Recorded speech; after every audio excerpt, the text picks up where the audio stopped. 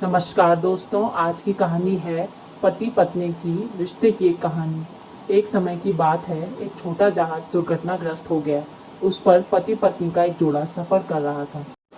उन्होंने देखा कि जहाज पर एक लाइफ बोट है जिसमें एक ही व्यक्ति बैठ सकता है, जिसे देखते ही वो आदमी अपनी पत्नी को धक्का देते हुए खुद कूदकर उस लाइफ बोट पर बैठ गया। उसकी पत्नी जोर से चिल्लाकर कुछ बोली, अपने बच्चे का ख्याल रखना।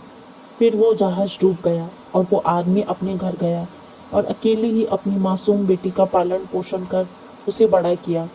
बहुत वर्षों के बाद उस आदमी की भी मृत्यु हो जाती है। एक दिन लड़की को घर के सामान में अपने पिता की एक डायरी मिलती है, जिसमें उसके पिता ने लिखा था कि जब वो जहाज पर जाने वाले थे, तभी उन्हें ये पता लग गया था कि उसकी पत्नी एक गंभीर बीमारी से ग्रसित है और उसके बचने की उम्मीद नहीं है।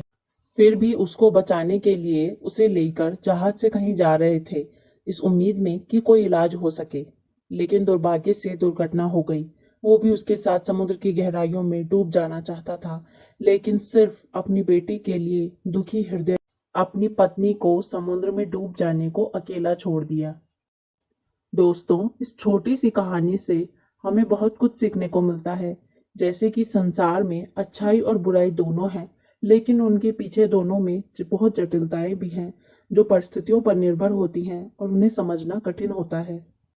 इसीलिए हमें जो सामने दिख रहा है, उस पर सतही तौर से देखकर अपनी राय नहीं बनाना चाहिए, जब तक हम पूरी बात समझ ना लें। अगर कोई किसी की मदद करता है, तो उसका मतलब यह नहीं कि वो एहसान कर रहा है, बल्कि ये है कि वो दोस्ती का मतलब समझता है। अगर कोई किसी से झगड़ा हो जाने के बाद माफ़ी मांग लेता है, तो मतलब यह नहीं कि वो डर गया था या वो गलत था, लेकिन यह है कि वो मानवता के मूल्यों को समझता है।